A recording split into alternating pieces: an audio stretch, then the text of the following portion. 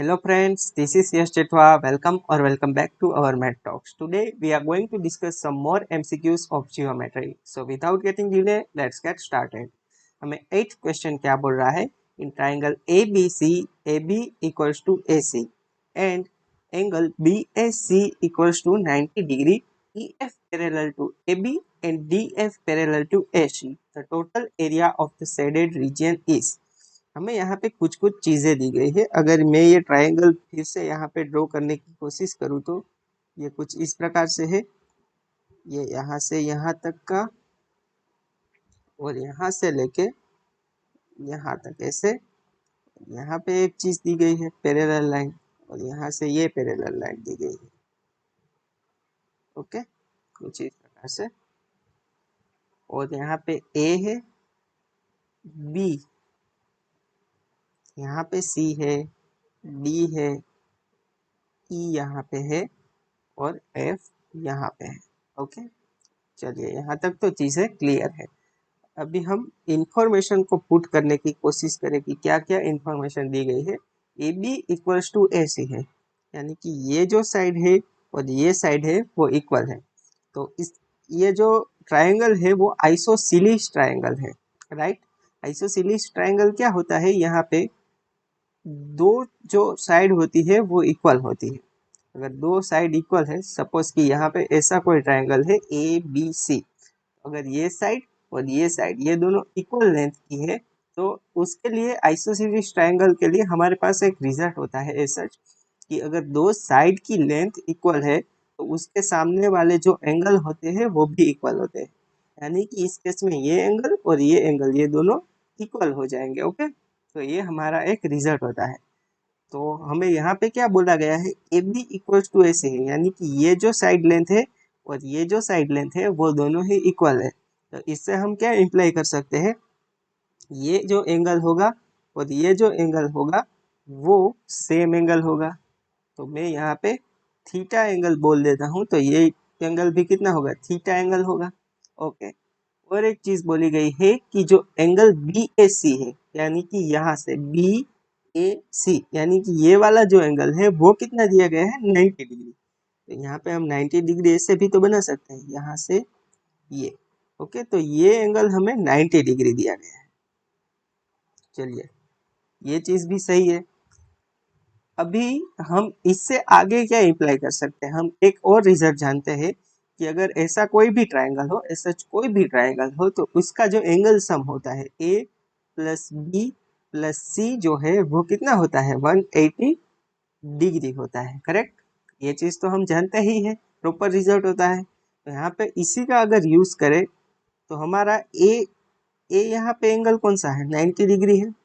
तो 90 degree plus हमारा ये theta angle plus theta angle, theta plus theta वो कितना हो जाएगा, 180 डिग्री हो जाएगा। तो हम इससे ये भी तो इम्प्लाई कर सकते हैं कि 2 थीटा है वो कितना हो जाएगा, 90 डिग्री हो जाएगा। तो हम ये भी कह सकते हैं कि थीटा जो है वो कितना हो जाएगा, 45 डिग्री। तो ये जो थीटा एंगल है वो कितना हो गया, 45 डिग्री हो गया।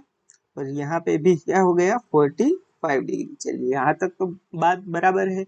अब ये आगे क्या बोला गया है, E F parallel to A B, यानी कि ई एफ यानी कि ये जो साइड है, मैंने थोड़ा सा इसे बनाया नहीं है, यानी कि बना नहीं है पैरेलल, पर ये जो साइड है वो पैरेलल है। पैरेलल साइड का ऐसा मीनिंग क्या होता है कि अगर मैं ऐसे दो लाइनें ड्रॉ करूँ तो वो मतलब पैरेलल होगी। ओके, या फिर ऐसे भी बोल सकते हैं, ऐसे भी पैरेलल हो सकती है या ऐसे भी पैरेलल हो सकती है। तो यहाँ पे यही चीज बोली गई है कि ये भी पैरेलल है और ये भी पैरेलल है, और पैरेलल लाइन जो होती है वो एंगल भी सेम बनाएगी, वो भी हमें ध्यान रखना। कहने का मतलब ये है कि अगर हमारा सपोज कि कोई एक ऐसी लाइन दी गई है, ऐसी लाइन स्ट्रेट लाइन दी गई है और ये दोनों लाइनें अगर पैरेलल है, ये और ये लाइन, ये जो दोनों लाइनें मैंने ड्रॉ करी वो पैरेलल लाइन है, तो यहाँ पे जो एंगल बनेगा वही यहाँ पे एंगल बनेगा। इसका हम यूज भी करने वाले हैं। ओके ओके, तो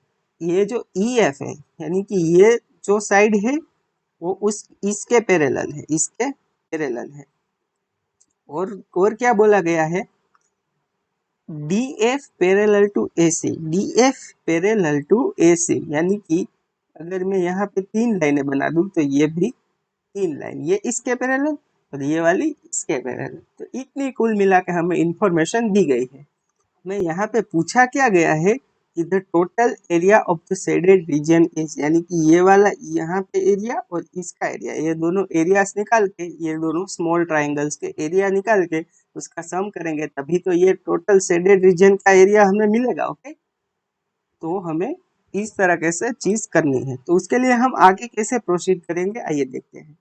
अभी आप एक चीज और नोटिस करो यहाँ पे कि यहाँ पे ये जो लाइन है, ये जो लाइन, अगर इसे मैं थोड़ा सा लंबा ऐसे खींच दूं, और मैं आपको समझाने के लिए ऐसा कर रहा हूँ, पर ऐसा अगर लंबा ये लाइन खींच दिया और ये दोनों लाइनें हैं वो पैरेलल है, तो हमारा कुछ ऐसा केस बन जाएगा ना, ये दोनों एंगल क्या होंगे, सेम होंगे। ओके, ये लाइन और ये लाइन हमें पैरेलल दी गई है, यहाँ पे ये लाइन जो है, ये स्ट्रेट लाइन, वो इसके साथ 90 डिग्री का एंगल बना रही है, तो ये एंगल भी हमारा कितना होगा, 90 डिग्री होगा।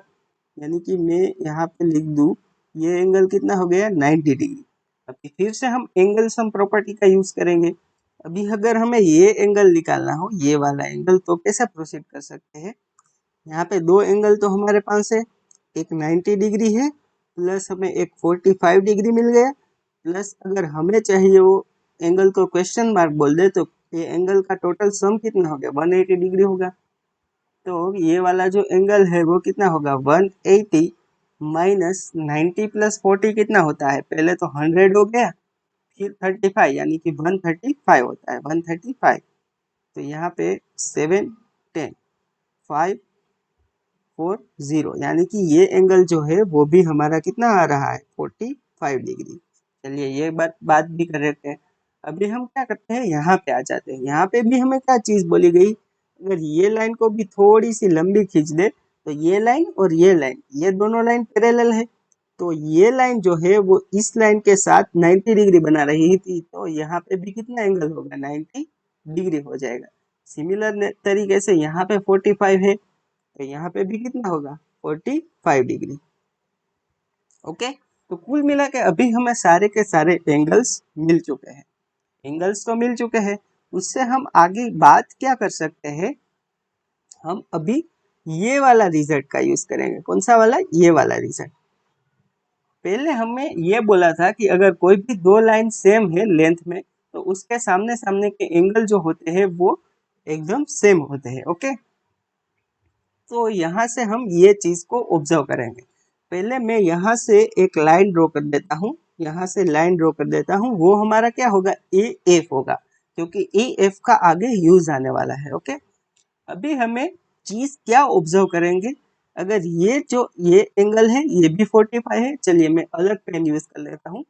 ये एंगल है, ये एंगल, ये भी 45 है, और ये एंगल जो है वो भी 45 है, तो ये जो साइड है और ये साइड है वो दोनों इक्वल होगी। तो यहाँ पे मेरा कहने का मतलब क्या होगा कि अगर कहीं पे भी हम बी डी का यूज करें या फिर हम एफ डी का यूज करें, वो दोनों बात सेम ही रहेगी, हमारे लिए उस दोनों में कोई भी डिफरेंस नहीं रहने वाला। ओके, आगे अगर यूज करेंगे तो।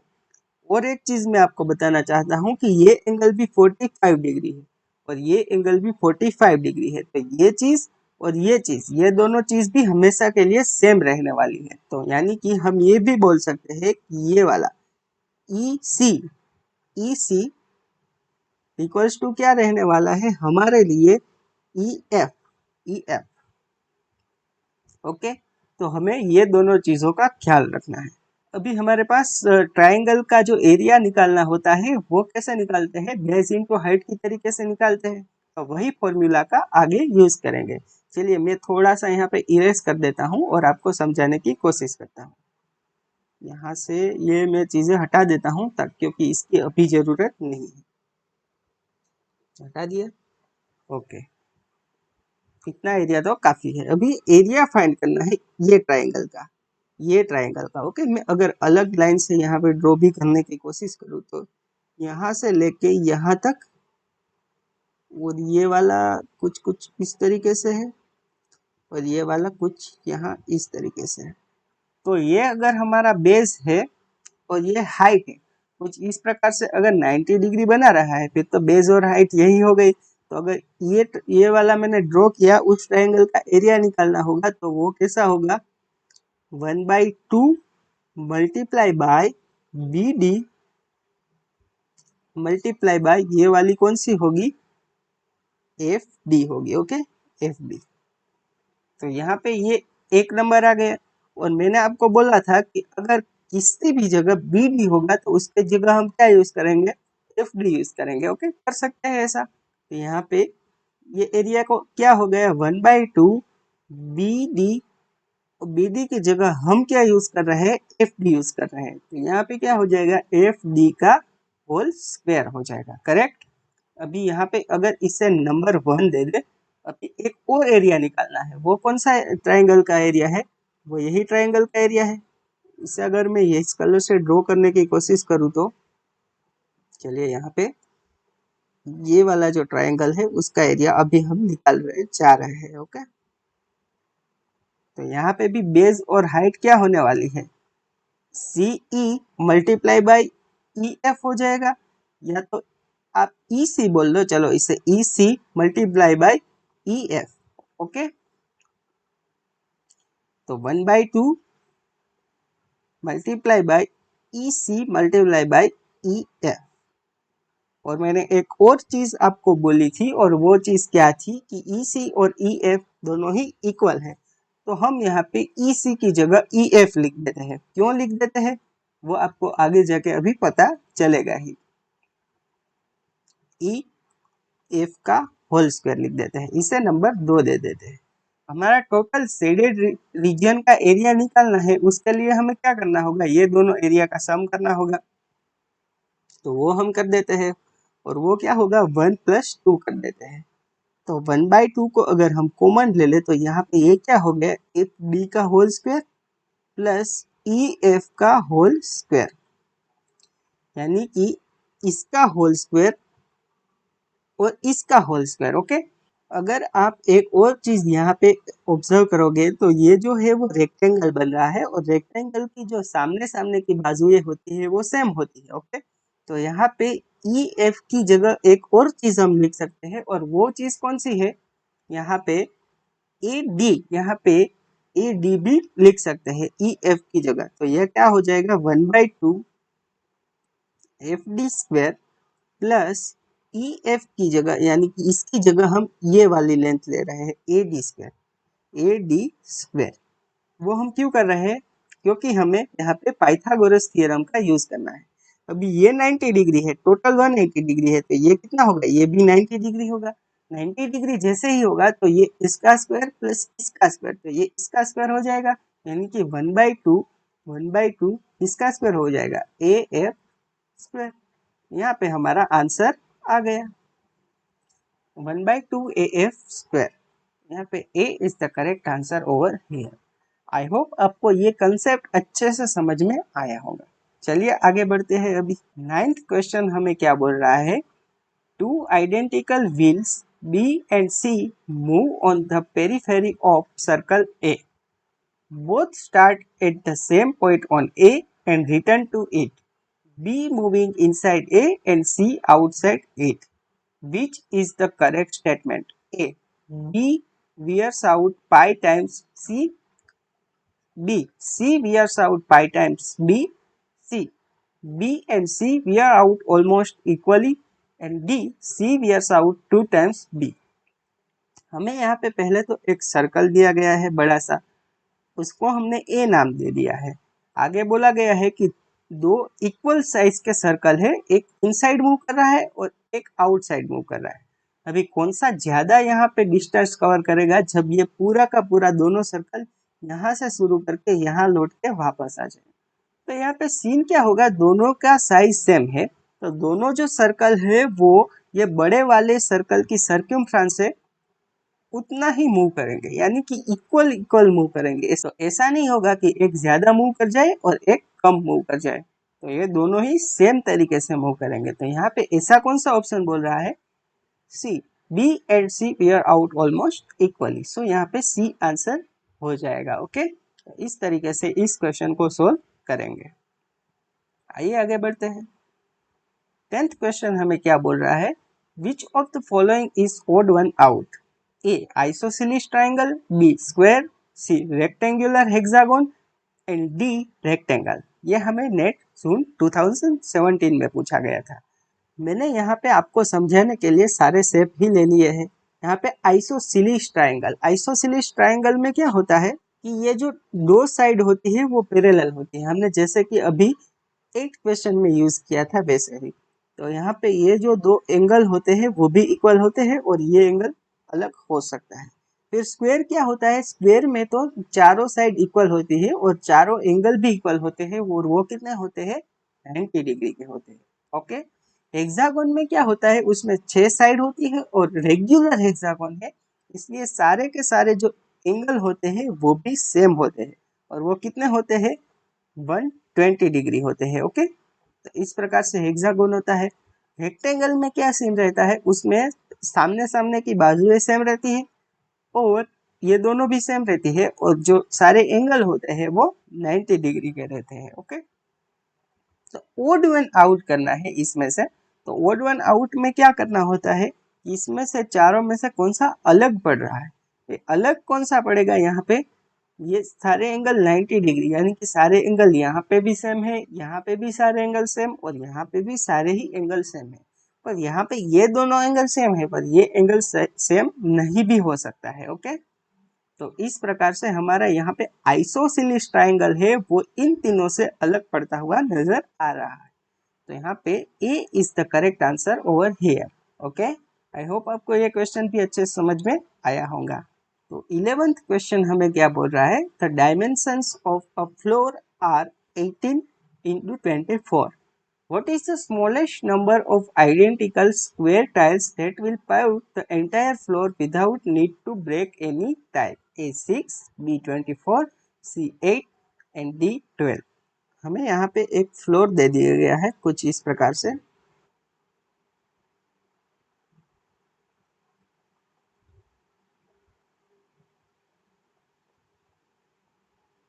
ये अगर 18 है तो ये कितना है, 24 साइज का है। ओके, तो हमें करना क्या है यहाँ पे कि एक स्क्वायर टाइल लेनी है और वो मिनिमम टाइल लेनी है जिससे कि ये जो सारा का सारा फ्लोर है वो कंप्लीट हो जाए। उसके लिए हमें क्या करना होगा, पहले तो हमें एक स्क्वायर जो टाइल है उसकी साइज डिसाइड करनी होगी। तो साइज डिसाइड करने के लिए हम क्या करते हैं, इसका जो HCF निकालते हैं। ओके, HCF ऑफ 18 एंड 24, यानी कि ऐसा कौन सा नंबर है और बड़ा से बड़ा कौन सा ऐसा नंबर है जो कि इन दोनों को डिवाइड करता है। तो ऐसा कौन सा नंबर होगा, यहाँ पे अगर आप 6 ले लो तो 6 इसको भी डिवाइड करेगा और इसको भी डिवाइड करेगा, यानी कि हमारी जो स्क्वायर टाइल है उसकी साइज क्या रहने वाली है, 6/6। तो इस तरीके से हमें अगर टाइल ऐसी कंसीडर करनी हो जो कि बड़ी से बड़ी हो और ये इसमें ऐसे भी फिट आ जाए कि जहाँ पे उसको ब्रेक भी ना करना पड़े, तो उसके लिए हम क्या करते हैं कि ये दोनों ही चीज़ों का हाईएस्ट कॉमन फैक्टर निकाल लेते हैं। ताकि हम ऐसा क्यों करते हैं वो इसमें आपको समझ में आएगा। कैसे, अगर हम यहाँ पे एक टाइल रख दे, यहाँ पे एक टाइल रख दे तो यहाँ से यहाँ तक हो जाएगा, वो कुछ इस प्रकार से, ये भी 6 और ये भी 6। हम HCF क्यों निकालते हैं वो अभी आपको पता चलने वाला है, आप ध्यान से ऑब्जर्व करना। यहाँ पे अगर हमने दूसरी टाइल लगा दी तो यहाँ पे और यहाँ पे 6 हो जाएगा। यहाँ पे अगर तीसरी टाइल लगा दी तो ये भी 6 और यहाँ से ये वाली टाइल जो है उसमें भी 6। अभी यहाँ पे भी इस प्रकार से 24 बना सकते हैं और अगर नीचे जाएंगे और नीचे हम 3 टाइल ऐसी ले लेंगे, यहाँ से एक तो ले ली है और दूसरी यहाँ से यहाँ तक ले लेंगे, तो यहाँ से यहाँ तक और यहाँ से ये वाली, कुल मिला के ये वाली टाइल, तो यहाँ से भी 6 और यहाँ से भी 6।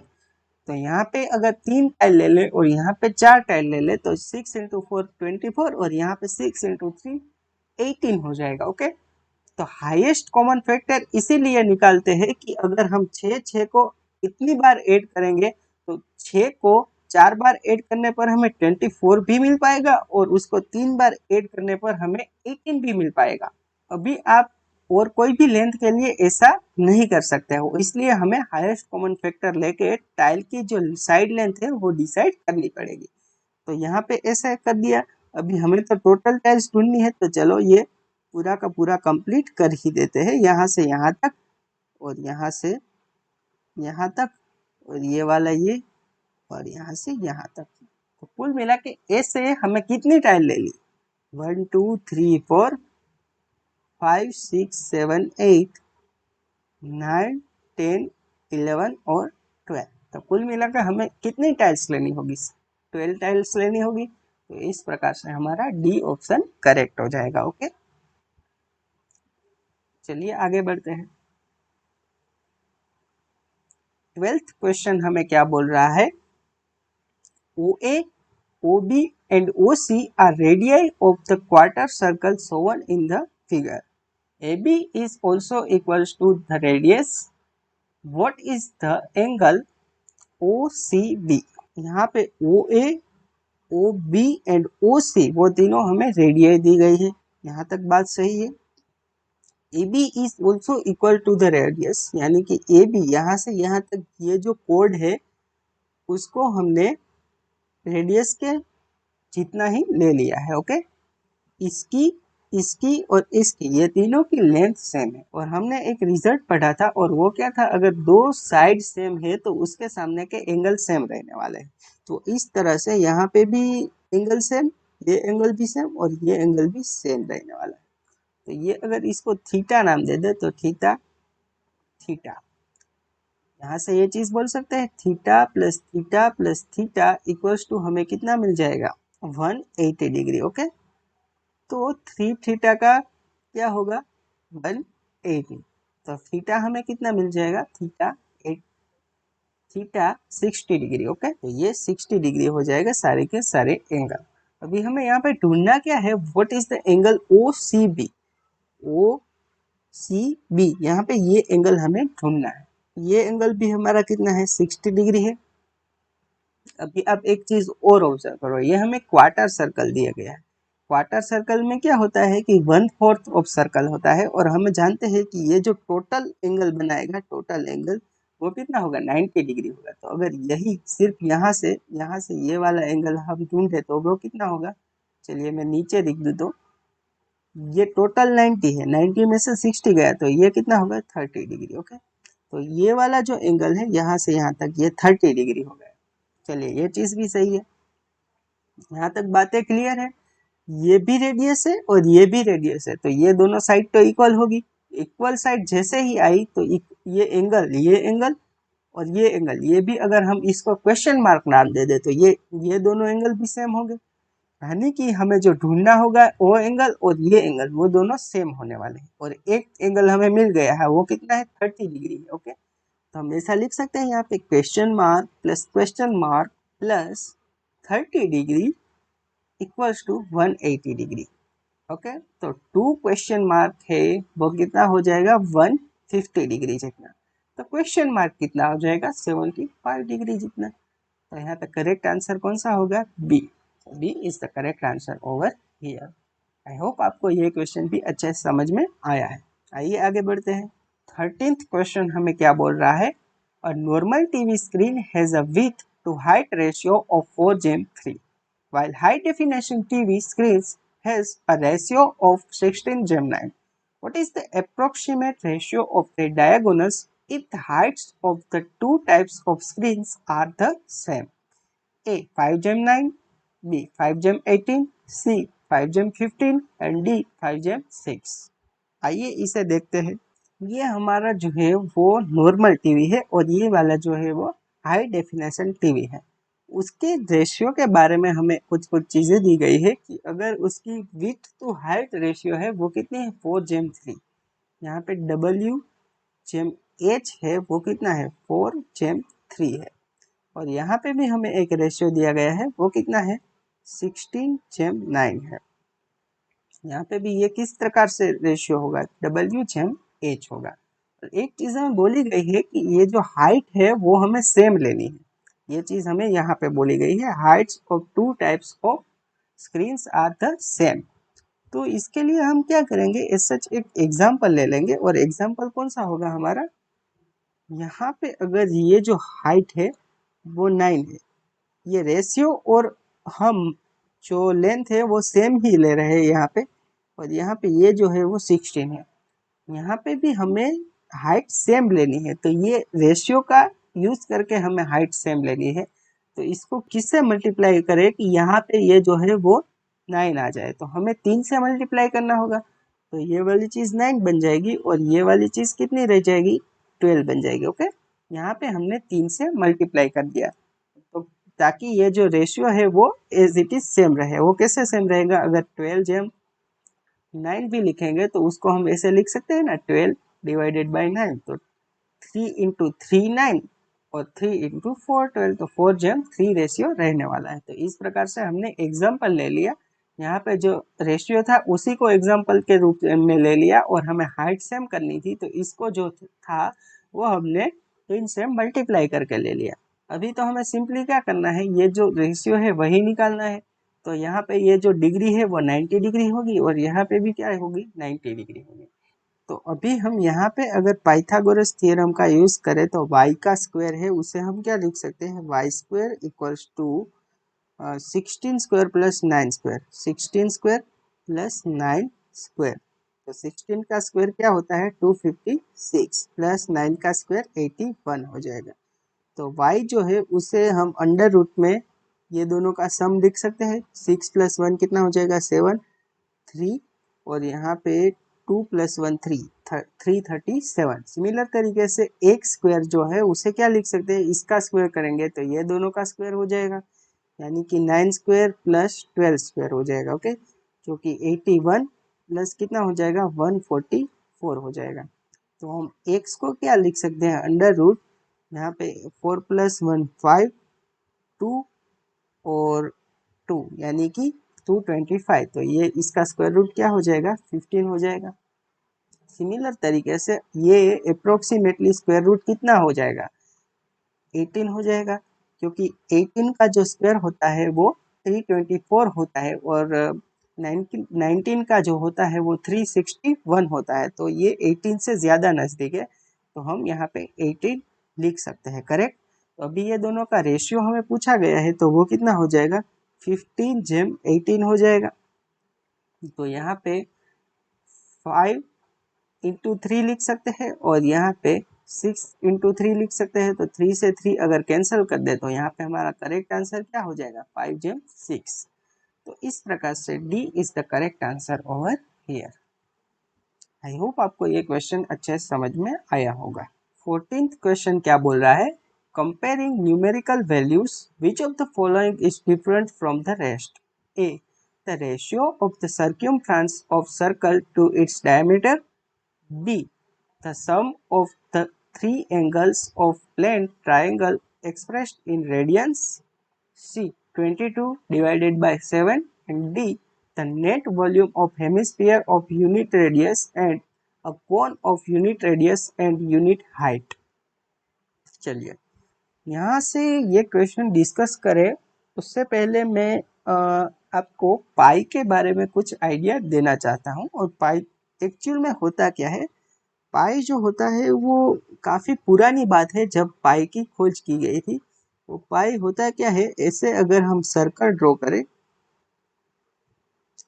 और यहाँ पे उसका कोई भी एक डायामीटर ले ले, तो डायामीटर और ये सर्क्यूमफ्रेंसिस है, यानी कि ये लेंथ है और ये लेंथ है, वो दोनों का अगर रेशियो निकाले तो वो सेम आता है। तो फिर आप ये सर्कल कितना भी बड़ा हो और कितना भी छोटा हो, अगर ये लेंथ का जो है इसके साथ रेशियो लेंगे तो वो हमेशा ही सेम आता है, और उसे ही हम पाई बोल देते हैं। ओके, पाई।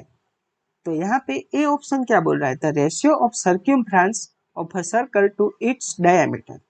यस, ये चीज कितनी होगी, पाई जितनी होगी। बी ऑप्शन में क्या बोला है, the sum of the three angles of a plane triangle expressed in radians. अभी यहाँ पे हमें एक ट्राइंगल लेने को बोला है और हमें रेडियन में उसका एंगल का सम निकालना है। तो सम ऑफ एंगल क्या होता है, 180 डिग्री होता है, 180 डिग्री, जो कि रेडियन में कन्वर्ट करे तो वो कितना होता है, पाई होता है। तो यस, ये भी पाई है, तो ये भी सही है, पाई है। और हमें डिफरेंट ढूंढना है, क्या ये 22/7 है या नहीं है, वो बाद में डिस्कस करते हैं। डी में क्या बोला है, net volume of a hemisphere of unit radius, okay, oh and cone of unit radius and unit height. हमें एक हेमिस्फीयर लेना है, वो हेमिस्फीयर तो कुछ इस प्रकार से होगा, ऑफ यूनिट रेडियस, उसकी रेडियस यूनिट है, और एक हमें कोन कंसीडर करना है, कोन इस प्रकार से होगा, वो उसकी रेडियस भी यूनिट है और उसकी हाइट भी कितनी है, यूनिट है, ओके, यूनिट यानी कि 1 है। हम जानते हैं कि अगर इसका वॉल्यूम हमें निकालना होगा हाफ स्फीयर का, हेमिस्फीयर तो वही होता है, तो पूरा स्फीयर होगा तो उसकी वॉल्यूम कितने होगी, 4/3 पाई इंटू आर क्यूब। तो हाफ होगा तो उसका वॉल्यूम क्या होगा, 2/3 इंटू पाई आर क्यूब। इसका सम किसके साथ करना है, ये जो कोन है उसका वॉल्यूम के साथ। कोन का वॉल्यूम क्या होता है, 1/3 multiply by pi R square into H. यहाँ पे सारी की सारी आर भी यहाँ पे हेमिस्फीयर है, उसकी जो यूनिट रेडियस है यानी कि रेडियस 1 लेनी है। यहाँ पे ये आर भी 1 है क्योंकि यूनिट रेडियस और यूनिट हाइट लेनी है कोन की भी, ओके। तो ये आर और एच भी 1 हो जाएगा और यहाँ पे आर भी 1 होने वाला है। ये दोनों का सम में यहाँ पे निकालू इसका, तो ये क्या बन जाएगा, 2/3 मल्टीप्लाई बाई पाई बन जाएगा, प्लस 1/3 मल्टीप्लाई बाई क्या हो जाएगा, पाई बन जाएगा। तो ये पाई को अगर कॉमन ले ले तो ये क्या हो जाएगा, 2/3 प्लस 1/3, 2 प्लस 1/3 कि 3/3 यानी कि 1। तो पाई पाई इंटू 1 जो कि कितना होगा, पाई होगा। तो यस, ये चीज भी हमारी क्या आ रही है, पाई आ रही है, तो ये भी पाई है। पर हम हमेशा, हम स्मॉल ग्रेड में होते हैं यानी कि 10th में होते हैं, तो हम हमेशा के लिए पाई को 22/7 ले लेते हैं। पाई को तो हम वही लेते हैं, हमें कोई भी सम गिनना हो या कुछ भी हो ऐसा, तो पाई की वैल्यू हम क्या ले लेते हैं, 22/7। यानी कि हमारे माइंड में ऐसा फीड कर दिया गया है कि पाई की वैल्यू जो है वो 22/7 है। पर ऐसा नहीं है। ऐसा क्यों नहीं है, क्योंकि ये जो पाई होता है, पाई वो रेशनल नंबर नहीं है। रेशनल नंबर क्या होता है, रेशनल नंबर p/q टाइप का होता है, जिसका कि हम इंटीजर से p एंड q लेते हैं, प्रोवाइडेड q हमारा 0 नहीं होता है, ओके। पर एक्चुअल में जो होता है पाई, वो रेशनल नंबर नहीं होता है, वो इरेशनल नंबर होता है। इरेशनल टाइप का नंबर कैसे होते हैं, आप सपोज कीजिए √3 है या फिर √5 है, इस प्रकार से कुछ होता है, ओके। और पाई की जो एग्जैक्ट वैल्यू है वो 3.1415 ऐसे नॉन रिपीटिंग नॉन टर्मिनेटिंग आती है, ओके। चलिए ये चीज क्लियर है।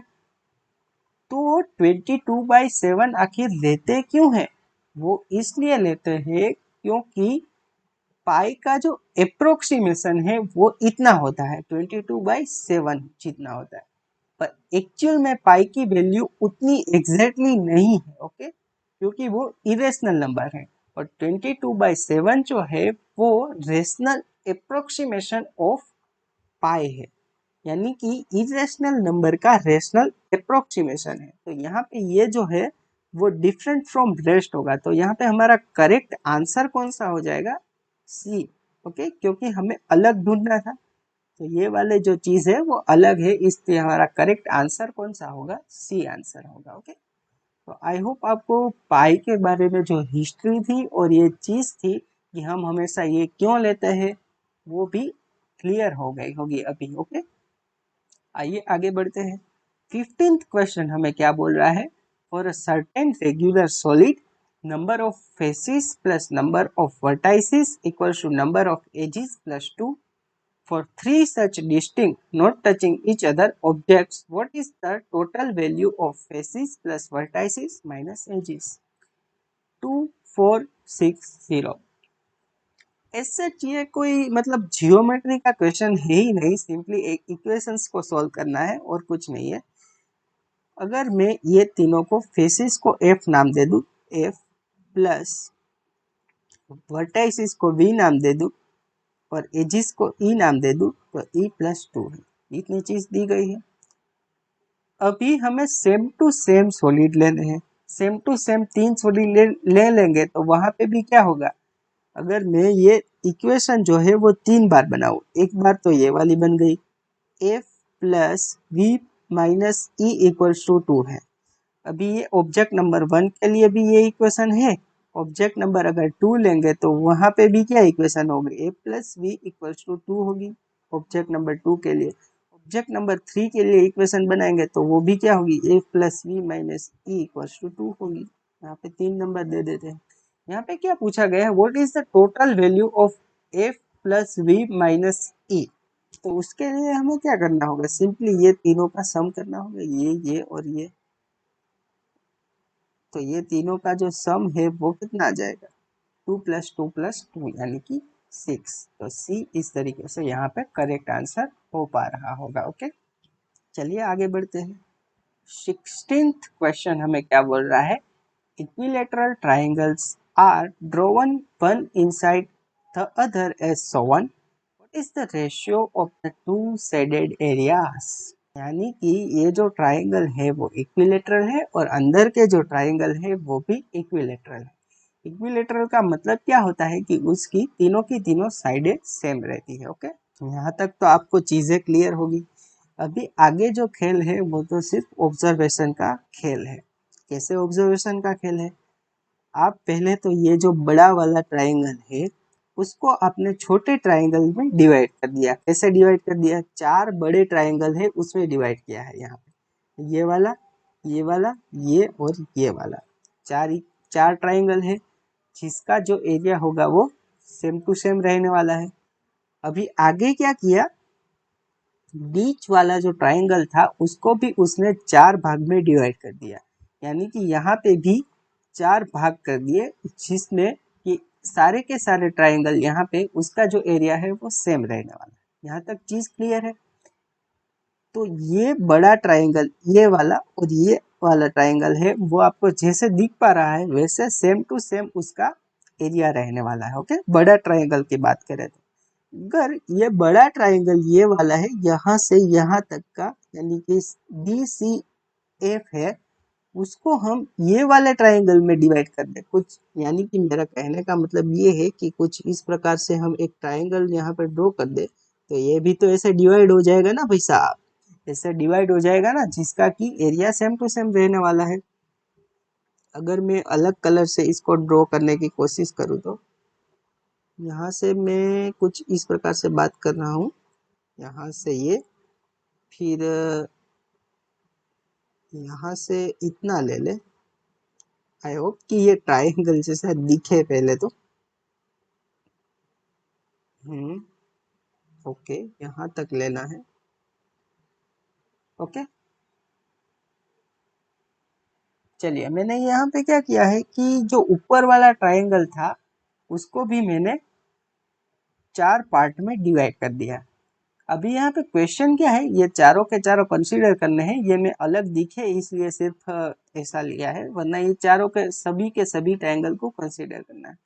अभी हमारा पूरा ऑब्जर्वेशन का खेल है वो हम ये स्मॉल ट्रायंगल पे ले जाते हैं, स्मॉल ट्रायंगल पे। ओके, अभी हमें रेशियो किस किस चीज का पूछा था, ये सारा का सारा ट्रायंगल शेडेड था और यहाँ पे ये स्मॉल वाला ट्रायंगल शेडेड था। तो रेशियो इसका और इसका शेडेड रीजन का पूछा था। यहाँ पे शेडेड एक है, ये अभी सारे के सारे एक माप के ट्रायंगल हो गए, ऊपर वाले और नीचे वाले। तो यहाँ पे एक शेडेड रीजन वाला है और आगे जो ऊपर का है, ऊपर कितने शेडेड रीजन वाले ट्रायंगल्स है, 1 2 3 और 4। तो 4 यहाँ पे है, तो 4 जब 1 तो यही रेशियो आएगा इसका। तो C is the correct answer over here.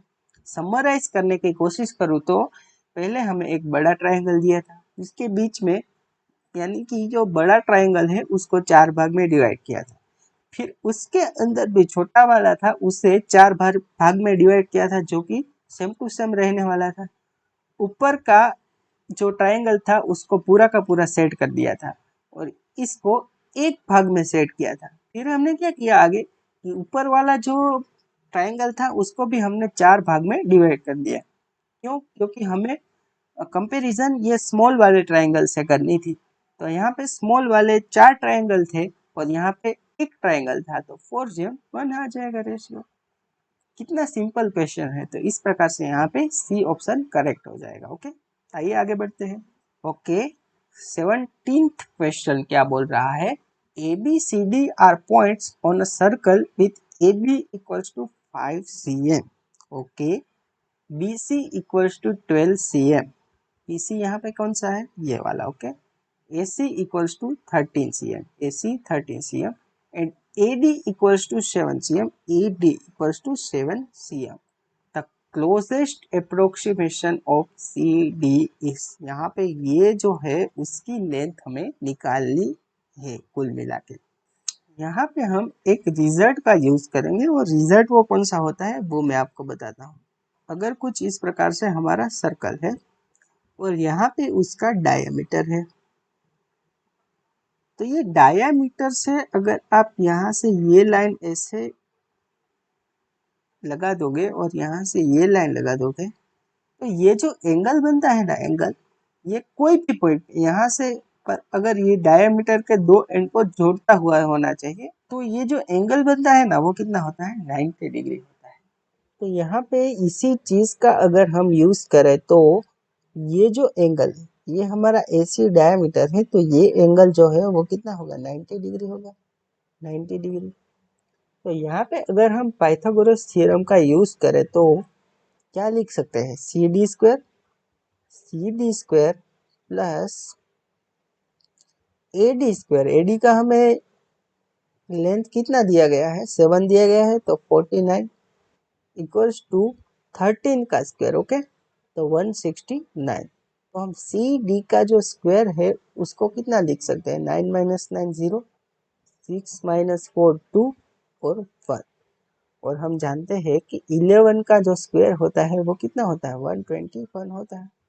तो सी डी का अप्रोक्सीमेट वैल्यू कितना होगा? √120। तो ये कितना हो जाएगा? 11। ओके, तो C is the correct answer over here.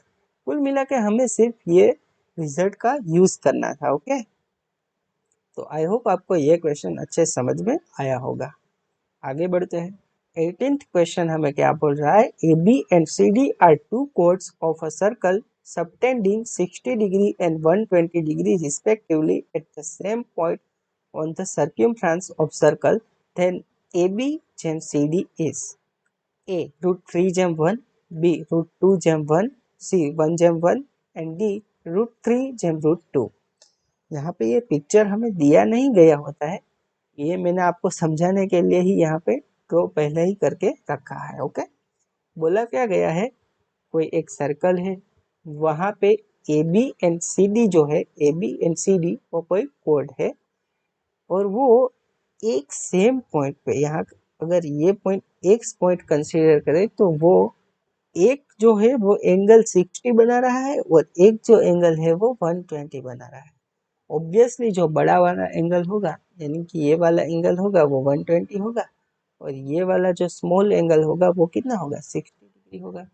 फिर हमने क्या किया? वही अभी पीछे जो थियरम का यूज किया था कि अगर कोई भी हमारा डायामीटर होगा, डायामीटर, उससे अगर हम किसी भी पॉइंट पे एंगल सबटेंड करेंगे तो वो कितना होगा? 90 डिग्री होगा। यानी कि ये वाला जो मैंने डॉटेड लाइन से ये बनाया है वो कितना होगा? 90 डिग्री होगा। यहाँ तक चीजें क्लियर है आपको? ये 90 डिग्री, ऊपर वाले का 120 डिग्री और नीचे वाला जो है उसका 60 डिग्री। यहाँ से आप एक चीज ऑब्जर्व करो कि 90 से 120 कितना बड़ा है? 30 डिग्री बड़ा है। और 60 से 90 कितना बड़ा है? 30 डिग्री बड़ा है। यानी कि ये जो डायमीटर है, डायमीटर पी क्यू, उससे इसका और इसका डिस्टेंस सेम रहने वाला है। ओके, क्योंकि वो ऊपर इतना बड़ा है और ये नीचे इतना छोटा है। 90 में 30 ऐड करे तो 120 हो जाएगा और 90 में से 30 माइनस करे तो 60 डिग्री हो जाएगा। यानी कि ये जो दोनों दूरी है डायमीटर से वो सेम रहने वाली। अभी ये दूरी अगर सेम रहने वाली है तो ये तो सर्कल है पूरा का पूरा, तो ये जो होगा इसकी CD की लेंथ और AB की जो लेंथ है वो कितनी होगी, सेम टू सेम होगी। भले ही ऊपर और नीचे है पर पैरेलल है और सेम डिस्टेंस पे है, इसलिए इसकी जो लेंथ होगी वो सेम होगी। और AB और CD की अगर लेंथ सेम होगी तो उसका जो रेशियो है वो कितना हो जाएगा, C हो जाएगा, यानी कि 1:1 हो जाएगा। इस प्रकार से C is the correct answer over here. तो आई होप दोस्त कि आपको आज के सारे क्वेश्चन समझ में आए होंगे। अगर समझ में आए हैं तो इस वीडियो को लाइक कर दीजिए और अगर नए हो तो चैनल को सब्सक्राइब कर दीजिए। मिलते हैं जल्द ही अपनी अमेजिंग वीडियो के साथ। Till then keep learning and keep evolving. Thank you so much for watching this video.